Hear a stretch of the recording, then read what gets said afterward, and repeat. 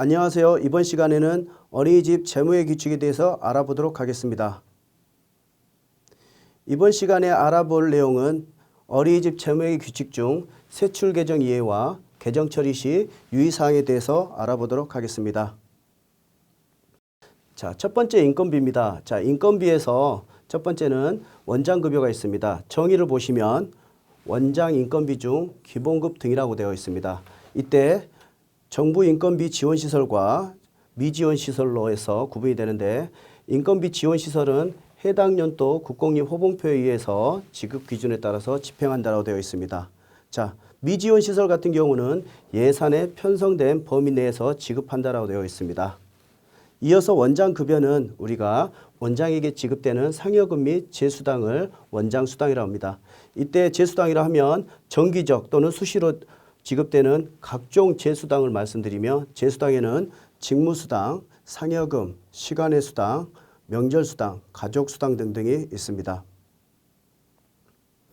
이어서 보육교직원 급여입니다. 자, 보육교직원 급여의 정의는 보시는 바와 같이 보육교직원의 인건비 중 기본급 등이라고 되어 있습니다. 자, 여기에서도 정부 인건비 지원시설과 미지원시설로 나뉘는데, 정부 지원 인건비 지원시설은 해당 연도 국공립 호봉표에서 보육교직원에 대한 호봉표에 따라서 우리가 집행을 할 수가 있습니다. 그리고 미지원시설 같은 경우에는 우리가 원장과 보육교사가 협의된 금액으로 하는데, 우리가 두 가지는 따라줘야 됩니다. 첫 번째는 최저임금 이상을 주셔야 되며, 두 번째는 심히 불리하지 않게 책정을 해야 된다라는 기준을 따라 주셔야 됩니다. 자, 그리고 공공형 어린이집 같은 경우에는 해당 연도 국공립 1호봉 이상의 급여를 측정해야 된다라고 되어 있습니다. 이 부분은 호봉수를 인정하는 개념은 아니고 해마다 해당 연도에 국공립 1호봉 이상의 급여를 책정해서 지급을 해야 된다라고 되어 있습니다.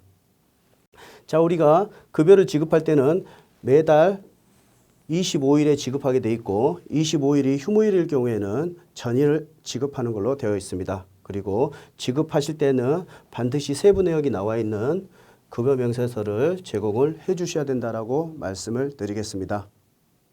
다음은 보육교직원 수당에 대해서 알아보겠습니다.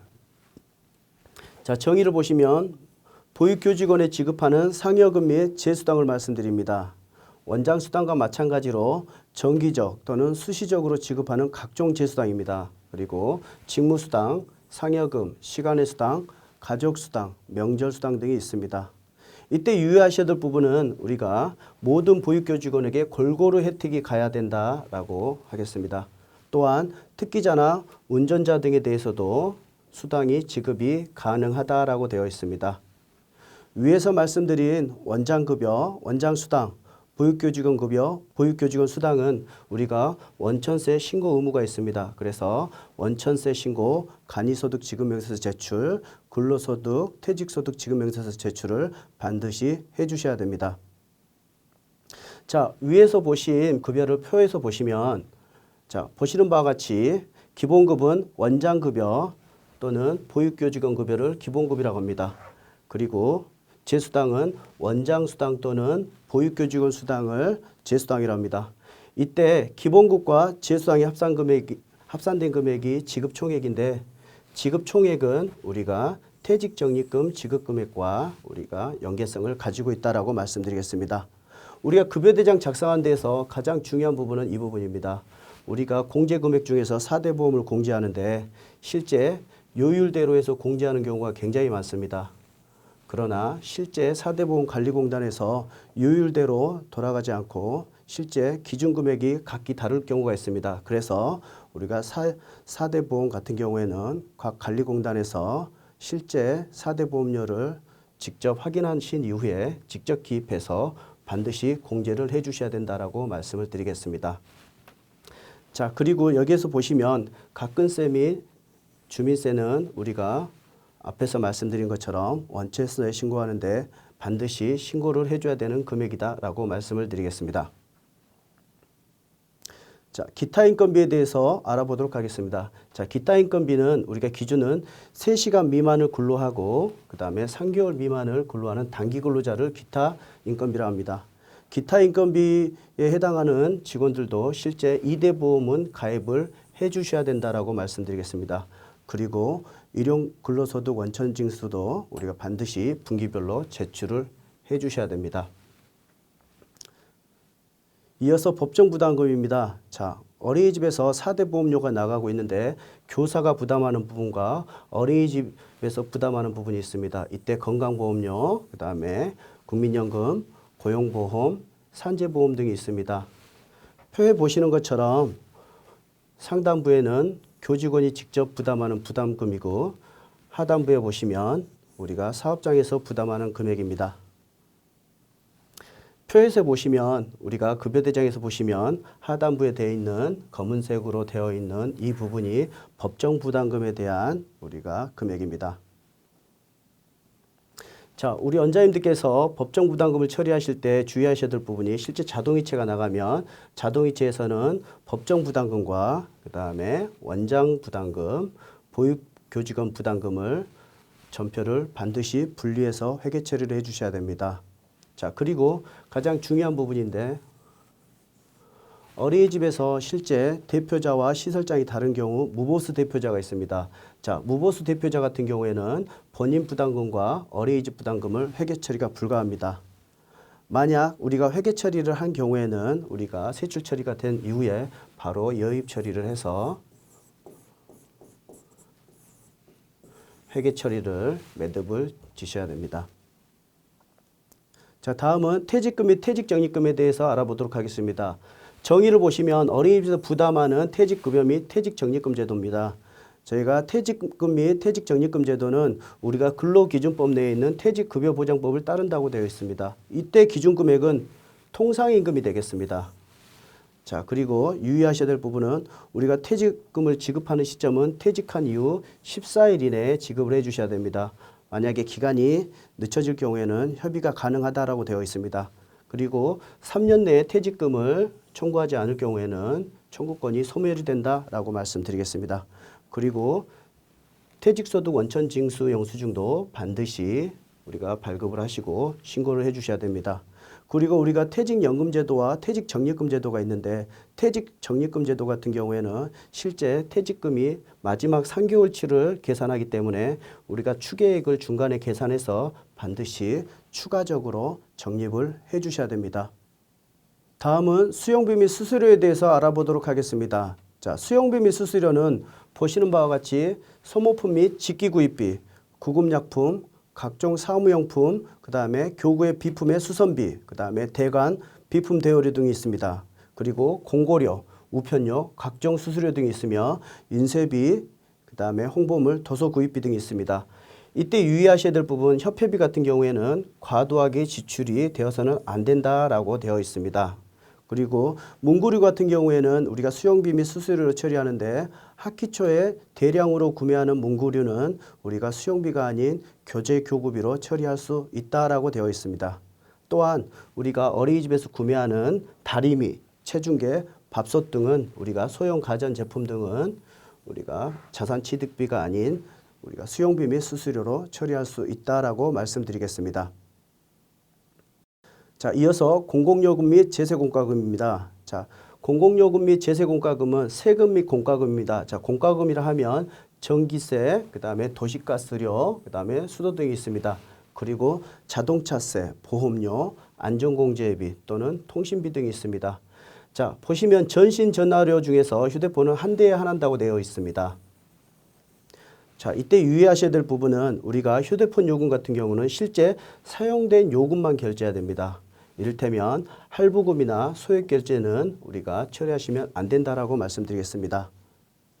우리가 난방용 도시가스, 취사용 도시가스도 우리가 공공요금으로 해서 회계 처리를 해 주셔야 됩니다. 그리고 어린이집 건물의 재산세도 경비가 처리가 가능하다라고 되어 있습니다. 다음은 연료비입니다. 자, 연료비는 정의를 보시면 보일러 및 난방시설 연료비입니다. 그리고 취사에 필요한 연료비인데 이때 실질적으로 난방에 사용됐을 때는 등유가 되겠고 그 다음에 취사로 사용했을 때는 프로판가스가 되겠습니다. 자, 이때 우리가 도시가스 사용 시에는 우리가 공공요금 및 제세공과금으로 해서 연료비를 회계 처리하시면 되겠습니다. 다음은 여비 보겠습니다. 자, 여비는 우리가 보육교직원에 대해서 국내 출장 여비를 말씀드리겠습니다. 실제 실비 개념으로 해서 저희가 처리를 할 수 있으며 어린이집에서 지자체에서 별도로 기준을 정하지 않을 경우에는 공무원 여비 규정을 따른다고 했습니다.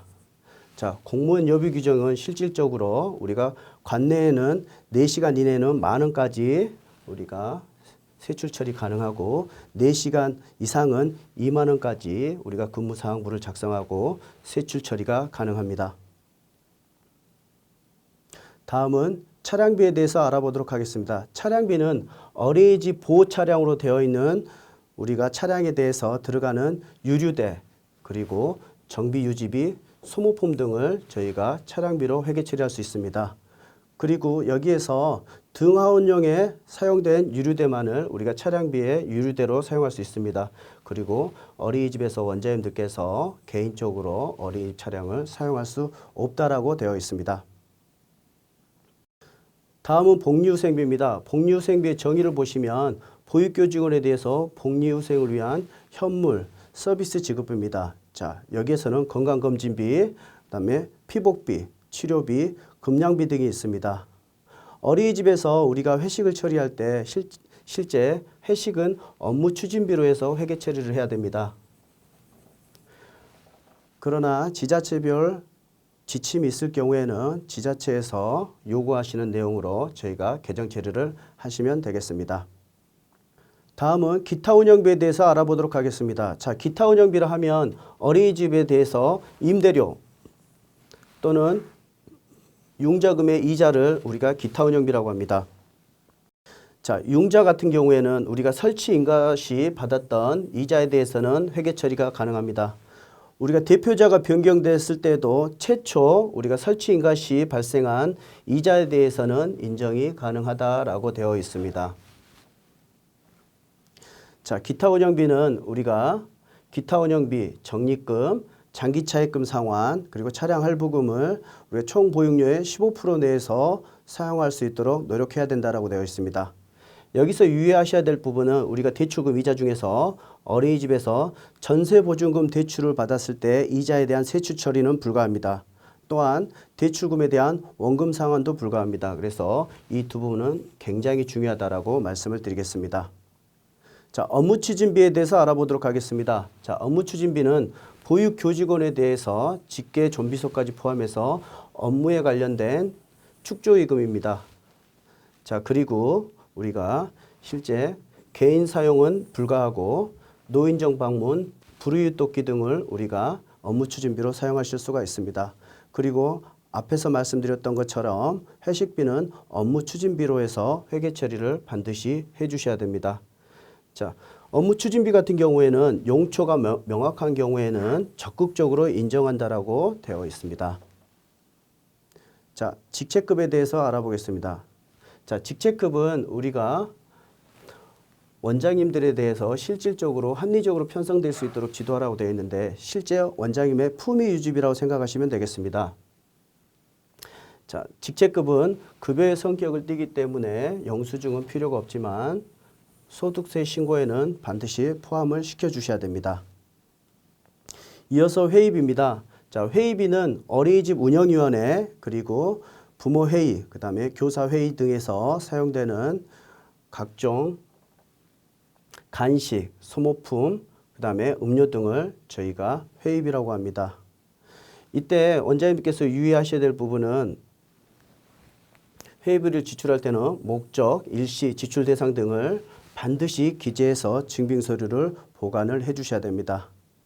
여기에서 보시면 우리가 업무추진비, 직책급 회의비는 항목에서는 우리가 업무추진비로 되어 있는데 우리가 예산에서 우리가 과목 전용하거나 예비비 사용조서 등등에서 우리가 제한을 많이 받습니다. 그래서 예산을 편성할 때는 굉장히 유의해서 편성을 해야 된다라고 말씀드리겠습니다. 다음은 교직원 연구연수비입니다. 자, 어린이집에서 근무하고 있는 교사들에 대해서 자질 향상을 위해서 어린이집에서 부담하는 연구연수비를 말씀드립니다. 자, 보시면 승급 또는 보수교육 시 들어가는 교육비 등등을 말씀드리며 우리가 어린이집에서도 대학 등록금을 처리를 할 수 있습니다. 그러나 여러 가지 조건이 있기 때문에 반드시 지자체와 협의한 이후에 우리가 회계 처리를 해야 된다라고 말씀을 드리겠습니다. 다음은 교재교구비에 대해서 알아보겠습니다. 자, 교재교구 구입비는 우리가 보육기자재 또는 도서 구입비 등을 제작하는 비용을 교재교구 구입비라고 하겠습니다. 자, 교재교구 구입비에 대해서는 우리가 회계 처리 시에 누리과정 교재교구가 있기 때문에 실제 세목을 별도로 관리해서 처리하시면 된다라고 말씀드리겠습니다. 그리고 학기 초에 대량으로 구매하는 문구류는 원래 수용비인데 학기 초에 대량으로 구매하는 문구류는 교재교구비로 해서 우리가 회계 처리가 가능하다라고 말씀을 드리겠습니다. 다음은 행사비입니다. 자, 정의를 보시면 영유아와 직접 관련된 행사 경비입니다. 자, 입학식, 체육행사, 전시회, 발표회 등이 있는데 실제 입학식 같은 경우에는 우리가 입학준비금, 기타 필요경비, 입학준비금 지출로 먼저 처리하고 난 이후에 나머지 금액을 행사비에서 처리할 수 있다라고 말씀드리겠습니다. 자, 영유아 복리비에 대해서 알아보겠습니다. 과거에는 수용비 및 수수료에서 이 개정 과목이 처리가 되었는데 2019년 현재는 영유아 복리비로 별도 구성되어 있습니다. 영유아 복리비는 영유아에 대한 건강검진 비용 또는 안전 관련 비용 등을 우리가 영유아 복리비로 회계 처리를 하고 있습니다. 자, 기존의 수용비 및 수수료에서 분리되었다라는 게 특징입니다. 자, 급식비를 보겠습니다. 자, 급식비는 영유아와 보육교직원을 위한 쌀, 보리 등의 주식과 간식비입니다. 자, 대상은 영유아입니다. 그 다음에 보육교사입니다. 그 다음에 시간은 정규 시간 내에 제공되는 겁니다. 그래서 시간은 정규 시간 내에 제공되는 주부식 재료 구입비입니다. 자, 기준은 원화 1인당 1,745원 이상을 저희가 세출 처리해야 되며 누리반은 2,000원 이상으로 해서 처리를 해야 됩니다. 자, 그리고 여기에서는 식재료비만을 저희가 급식비로 처리할 수 있습니다. 그리고 언론적으로 저희가 직접 조리하는 게 원칙이고 우리가 반조리 식품 등 외부에서 우리가 급식을 지원을 받을 때는 지자체에 반드시 승인이 필요하다고 말씀드리겠습니다. 자, 그리고 이때 유의하셔야 될 부분이 기타 지원금 중에서 우리가 간식비를 지원받는 부분은 실제 1,745원과 2,000원을 사용하는 것과는 별도로 해서 추가로 해서 세출 처리를 해야 된다라고 말씀을 드리겠습니다. 자, 급식비 사용 시 유의사항은 저희가 결제를 할 때 라면과 커피 등이 있으면 분리를 해서 이 부분은 교직원들만 취식을 할 수 있기 때문에 복리후생비로 해서 개정 처리를 해 주셔야 됩니다. 그리고 급식비 구매할 때 봉투나 종량제 봉투 같은 경우도 우리가 분리를 해서 수용비 및 수수료로 해서 저희가 개정 처리해 주셔야 됩니다. 자, 어린이집에서 보육교직원에 대해서 급식비를 세입 처리할 때는 반드시 예산에 편성을 하고 개정 처리는 기타 잡수입으로 해서 회계 처리를 해 주셔야 됩니다. 자, 앞에서 말씀드렸다시피 지자체에서 영아급식비, 저소득층 간식비 등이 지원이 되며 별도로 추가 세출 처리를 해야 된다라고 말씀을 드리겠습니다. 다음은 특별활동비 지출에 대해서 알아보도록 하겠습니다. 자, 특별활동비 지출은 우리가 외부 강사에 의해서 어린이집 내외에서 이루어지는 프로그램입니다. 자, 특별활동비 프로그램에는 체육, 미술, 음악, 오감, 영어 등등이 있습니다. 반드시 수납 한도액을 준수해야 되며 특별활동비 수입이 있으면 연계해서 처리를 해 주셔야 됩니다. 그 다음에 특별활동비 지출에 대해서 내역은 특별활동 강사의 인건비, 그 다음에 특별활동에 사용되는 교재교구 구입비, 그 다음에 특별활동비 운영에 소요되는 경비가 있겠습니다. 자, 어린이집에서 특별활동비를 수납하지 않는 경우나 또는 수납하더라도 한도를 초과해서 세출 처리가 된 경우에는 초과된 부분에 대해서 특별활동 교재교구는 교재교구비로 해서 회계 처리를 해주시면 되고 특별활동비 강사료는 수용비 및 수수료로 회계 처리를 해주시면 되겠습니다. 다음은 기타 필요경비 지출에 대해서 알아보도록 하겠습니다. 기타 필요경비 지출의 정의는 입학준비금, 현장학습비 등에 대한 기타 필요경비 지출입니다. 자, 세부 항목으로 들어가시면 입학준비금 지출에 대한 부분은 상해보험료와 피복 구입비입니다. 자, 피복은 보시는 바와 같이 체육복, 가방, 수첩, 명찰 구입비 등이 있습니다. 다음은 현장학습비입니다. 현장학습비는 외부에서 이루어지는 어린이집 외부에서 이루어지는 프로그램입니다. 이때 들어가는 입장료, 시설 사용료, 교통비, 음료비 등을 저희가 현장학습비 지출로 처리하실 수가 있습니다. 다음은 기타 필요경비 지출 행사비입니다. 자, 행사비는 우리가 입학, 졸업, 연말, 생일, 재롱잔치, 어린이날, 여름캠프, 성탄절 행사를 기타 필요경비 지출, 행사비 지출 처리를 할 수 있습니다. 이외 모든 행사는 일반 행사비로 해서 회계 처리를 반드시 해주셔야 됩니다. 특성화비는 보육교직원에 의해서 별도로 프로그램 활동에 필요한 개별 교재 교구입니다. 이때 이 부분을 특성화 교재비로 해서 회계 처리하시면 되겠습니다. 차량 운행비는 보호자의 요청에 의해서 세입 들어온 만큼 차량 운행비로 세출 처리를 하실 수가 있습니다. 자, 인건비 및 유류비, 그 다음에 수리비 등을 차량 운행비 지출로 직접 결제가 가능하지만 실제 인건비 그리고 차량 운행비에서 먼저 집행할 수 있도록 공고하고 있습니다. 네, 조석식비는 보호자의 요청에 의해서 아침 저녁 식비인데 이 부분도 수입이 들어오는 만큼 대비해서 세출 처리를 하시면 되겠습니다.